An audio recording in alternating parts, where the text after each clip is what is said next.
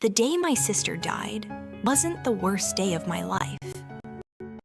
It was the first day I realized the dead don't always stay gone. 2 years ago, Priya slipped into a ravine and took our family with her. She was our sun, our anchor, the person whose laughter filled empty spaces, and whose absence turned warmth into bitter silence. My father became a ghost in our home, quiet and lost. My mother drowned her grief in endless charity events, and me? I became obsessed, haunted by the feeling that Priya hadn't just fallen. She had been pushed. Priya had always been a magnetic force, charismatic, adventurous, alive. But her greatest strength became her fatal weakness, Arjun, her ex-boyfriend. A man whose charm masked darkness, whose obsession outlived their relationship, whose shadow lingered, even after her death. At first, Arjun's sudden reappearance after Priya's funeral seemed tragic, understandable even. But grief has boundaries, and he crossed them, quietly invading our lives, always bearing jasmine flowers, Priya's favorite, like twisted tokens of remembrance. My mother opened the door to him, blinded by sorrow and sympathy. But behind Arjun's eyes was something colder, something that made my spine tighten and my instincts scream. Priya shared secrets with me, he'd whispered, cornering me at Diwali, his voice dripping with menace. She wasn't afraid to die. My heart sank. Priya had documented everything, including Arjun's sinister persistence. Her journals painted a portrait of a woman hunted, texts unanswered, voicemails ignored, a relentless shadow she couldn't shake. Still, my parents brushed it off as paranoia until Arjun started appearing everywhere. Birthdays, festivals, even lingering at the end of our street. His car idling ominously in the dark. Finally, last week, amid my father's subdued birthday celebration, I confronted him, the tension crackling between us like an electric storm. What are you doing here? She never wanted you around. Arjun stepped forward, calm and terrifyingly confident. His voice was a quiet blade. I was there on the trail that day. She didn't slip. She looked at me and asked me to let her go. His words pierced deeper than any knife. If she slipped, he continued, eyes blazing, why didn't she scream? That night, shaken and terrified, I called the police. But Arjun vanished like a phantom. No trace, no evidence he'd ever existed. Now every night feels suffocating. Every creak, every whisper is a threat. I barricade myself in my room, eyes wide in the dark, heart racing as my fingers grip the phone. Yesterday, something compelled me to open Priya's journals again. Maybe desperation, maybe hope, but my blood froze at a fresh entry. Ink stark and violent on the last page. He's not watching, he's inside. Now I understand. Death wasn't the end for Priya.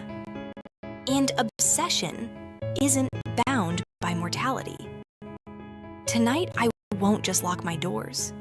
Tonight, I face the ghost who never left. Yi.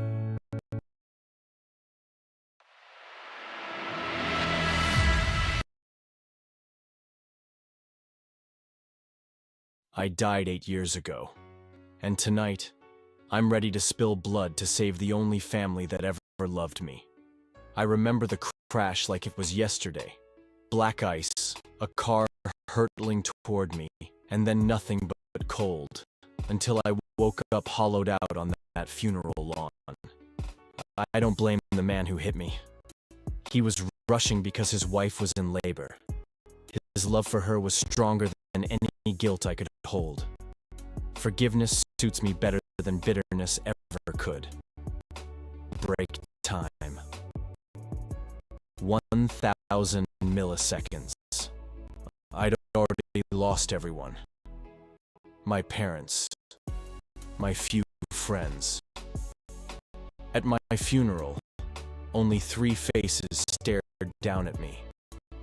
My demanding boss, the young couple whose joy had ended my life, and the kind woman who rented me that tiny room each month. She'd never shown me more than polite nods. Yet, there, she stood, eyes glistening with the same loneliness I carried in death. That night, I followed them home. Every creak of their floorboards felt like an invitation and a reminder that I wasn't entirely alone. Their baby daughter, Lily, fit in the palm of my hand. She cried whenever she wasn't rocked to sleep, and her parents were too exhausted to keep watch. So I lingered by her crib, swaying her until her tears stilled. Each soft coo brought a warmth back to my frozen soul. Over the years, they began to welcome me. Candles lit on the anniversary of my death, an empty chair saved at every dinner and holiday. I wasn't just a spirit. I was part of their family. Tonight, I hear it. The ex-husband pounding at the door, fueled by jealousy and revenge. His fist rattles the wood like a war drum, and I know what's coming. Power surges through me.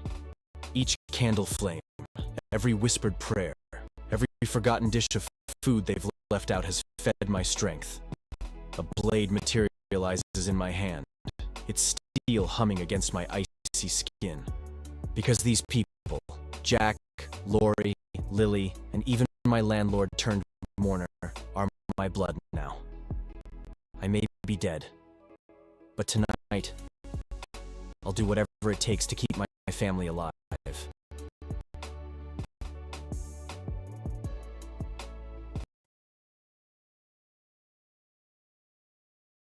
Imagine dying 244 times, each time in the same fiery, inevitable disaster. But here's the kicker. You don't just die once.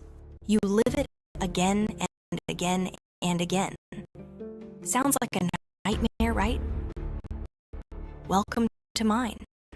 Flight 0928, New Delhi to London. 182 souls on board. No survivors. At least, that's what they think after the crash. But here's the twist. I know the numbers because I've lived through this crash 244 times. And I'm still counting. It always begins the same. I wake up disoriented mid-air. 7 minutes. 7 minutes and 6 seconds. That's all I have before everything goes wrong. That countdown begins, and I know what's coming. That explosion. It starts from beneath us, deep in the hold. A burst of hellfire that rips the plane apart and sends us plummeting to the earth. The first few times, I screamed. I panicked. I begged everyone to listen. I shouted that it was a bomb. I begged them to turn the the plane around, to do something. But no one believed me. They just strapped me down. Then I started thinking, there had to be a way to stop this. If the bomb went off during the flight, someone must have triggered it. Someone had to be holding the detonator. So I did what anyone in my position would do. I searched. I started with the person sitting next to me. With every death, a new attempt. I worked my way from the back of the plane to the front, interrogating every passenger, checking every bag, every pocket. But nothing. I even tried taking a cabin crew member hostage to reach the cockpit. Could it be an inside job? Was someone from the crew involved?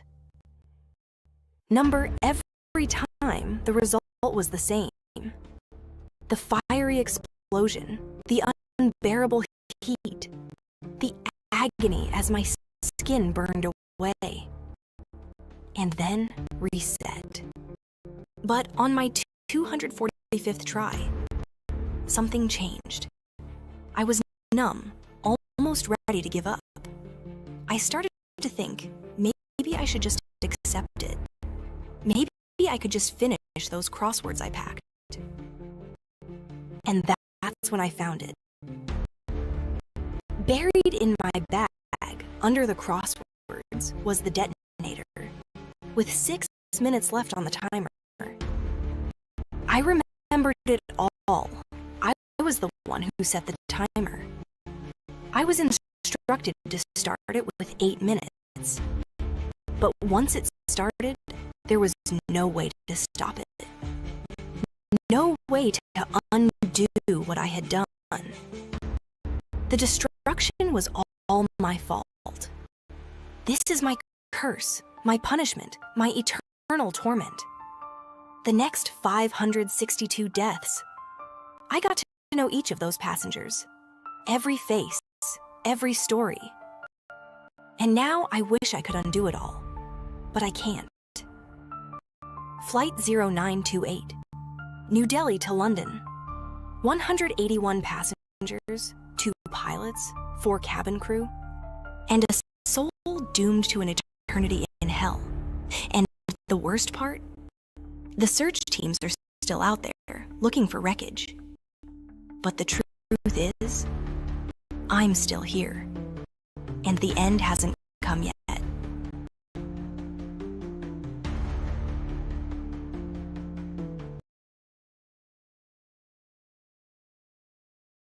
What if the quiet girl down the hall lived through your death 8,532 times, and you never even noticed? At exactly 12:50 p.m., Marla Grayson stood at my door. No knock, no hesitation. Just the same blank stare and a line that shattered everything. I'm in a time loop from 7:30 a.m. to 12 a.m. every single day. Her voice didn't crack. No fear, no confusion, just mechanical certainty. What the I started, but she cut me off. Your Netflix password is BriskLake41. You had banana oatmeal and black coffee this morning. My heart stuttered. Every word was true. I stared at her like she was a stranger wearing Marla's face. What the fuck, Marla? You gave it to me. During one of the earlier cycles, she replied without blinking. You don't sound like myself? I've relived this day 8,532 times. Maybe more. My legs went weak. That number That's over 2 decades. She's 19. If she's telling the truth, she's lived more in repetition than in actual years. I slammed the door on her face. No scream, no knock, just silence. I collapsed onto my couch, mind spiraling. How did she know my breakfast? My password? If she's right, if the loop is real, then who the hell is Marla now? What's left of someone after 8,000 resets? What does repetition do to the soul? The phone buzzed. A text from her. Number I don't know how to escape. I've tried. 8,500 times.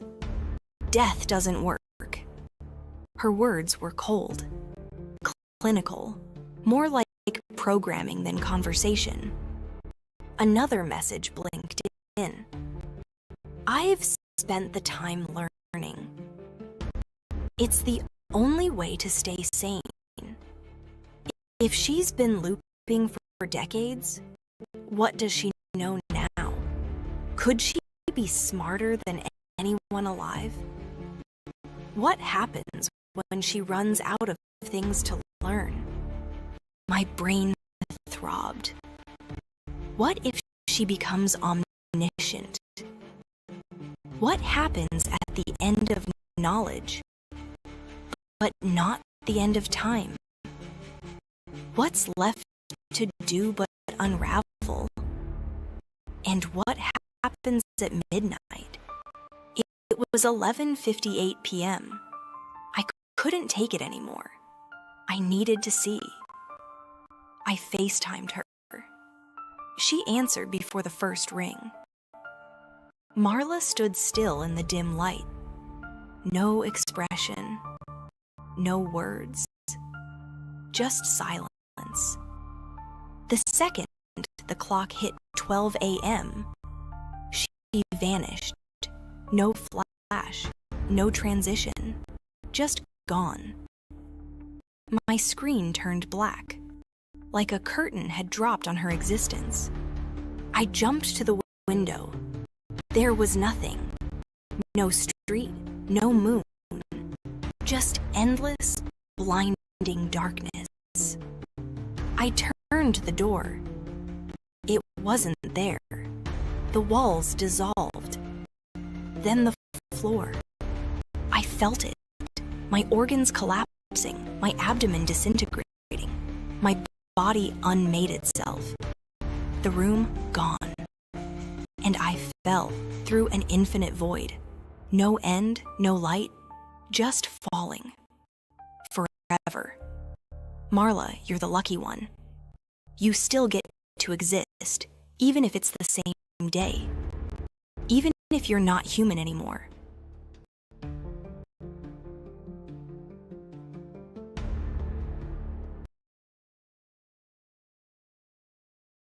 What if the thing you trusted to keep you safe was secretly watching you? And what if the thing you were trying to protect wasn't the only thing being watched? Let me take you back 3 weeks ago. My girlfriend moved out. Yeah, it sucks, but it's not just me who's feeling it. My cat, Rook, was incredibly close to her, and now that she's gone, it's clear he's lonely. I'd come home from work and find him acting out. The curtains shredded, toilet paper torn to bits. Nothing major, but enough to get under my skin. But then one night I came home late and found something different. A hole the size of a dinner plate clawed into the side of my sofa. That's when I knew I had to do something. I tried everything. New toys, even catnip. Nothing worked. One night, while browsing Amazon, I came across a pet camera. It's tiny, simple, and records your pet while you're away. It even lets you talk to them through the microphone. Sounded a little ridiculous, but hey, I love my furry little guy, so I bought it. The next day, I checked the feed obsessively. 30 times, maybe? Each time I spoke into the mic, Rook seemed happier. The house was still intact. No destruction. By day 4, I thought, I've solved this. But about 30 minutes ago, I climbed into bed with Rook, ready to close my eyes, when my phone buzzed. A notification from the pet cam. I almost ignored it, thinking I'd triggered the thing by accident. But I opened it anyway. What I saw made my blood run cold. Instead of Rook, the feed showed a woman. Tall, gangly, pale skin, huge eyes.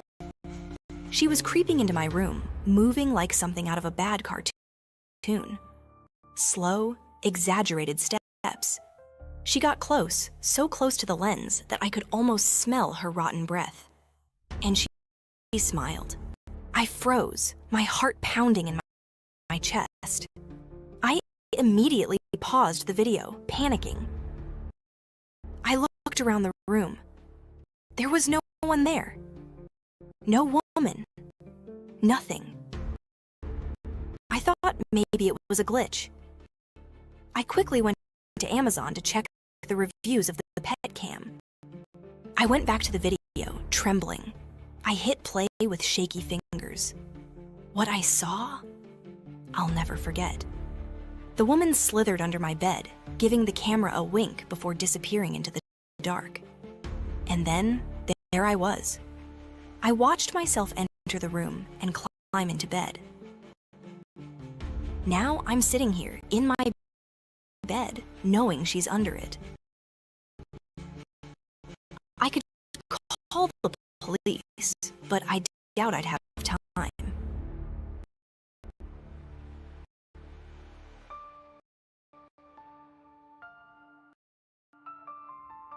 So please do yourselves a favor and read the reviews.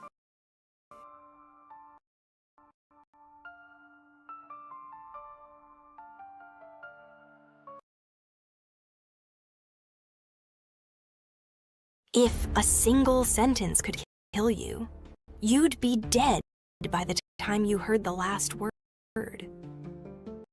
We have 340 words left to live.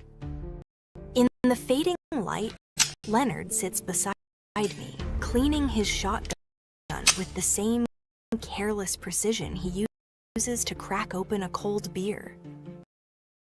He doesn't even glance my way. Gonna stick around to see it end? I ask, my voice low in the gathering darkness. Fuck it, he shrugs, lifting that beer to his lips. Might as well. I pause, watching the horizon bleed into night. It's been a hell of a ride, you know. Every chapter, every twist could have been worse. Could have been worse.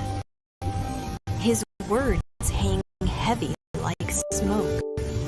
I clear my throat. So, what are you gonna do? Leonard swallows hard. I kinda want the last word. A grim smile tugs at my lips. Since when did you give a shit about being alive? When death's staring you in the face, everything changes, he replies, eyes distant. He taps the side of his skull. We don't die. No heaven, no hell. When you're not real, you just stop existing. How many words we got? I ask, voice betraying a tremor.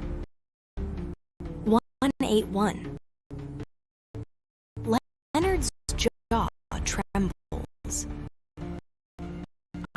voice over his pain with a soft question.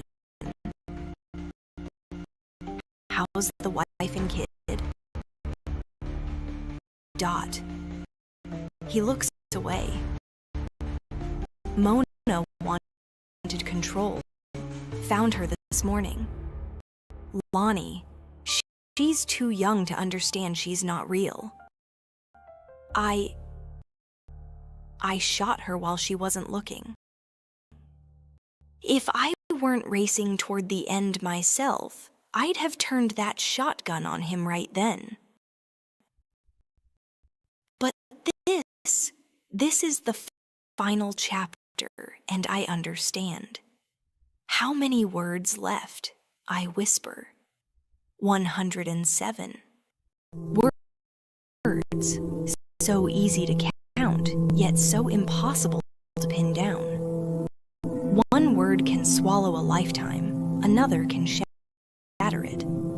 I realize now why Leonard did it. He couldn't predict the final moment. A thunderous bang nearly deafens me. The blood, his blood, splatters the world into red. I can't bear to look. 52 words left. Why did our Creator make us so aware of our own fiction? Why mark the end with a tally? I just want to be real. But that, it seems, is a dream that dies before the final breath. 10 words left.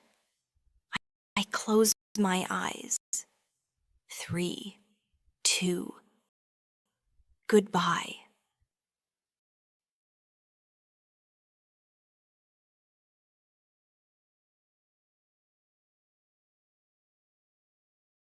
I didn't even notice the rash until PE class.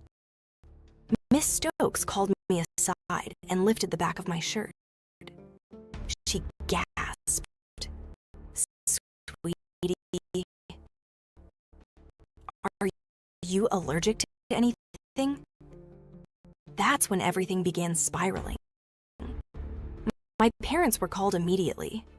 Within the hour, I was in the back seat of my mom's car, burning up, vomiting on myself. My little brother Jonas, just 7, watched me, terrified. Is Lila going to be okay? He asked. His voice felt like waves crashing in my ears. Dad kept saying something about meningitis. If it's caught early, but I couldn't hear him anymore. His words faded into noise as I drifted. Mentally and physically, I pictured myself somewhere else, a perfect beach, pearly white sand, crystal waves. My body felt light, almost weightless. I thought I was dying. And weirdly, I was okay with that. I don't remember much after that. Bits and pieces. I think I heard Mom reading stories to me. I smelled fresh flowers. She said Jonas turned 8. He even had a pool party.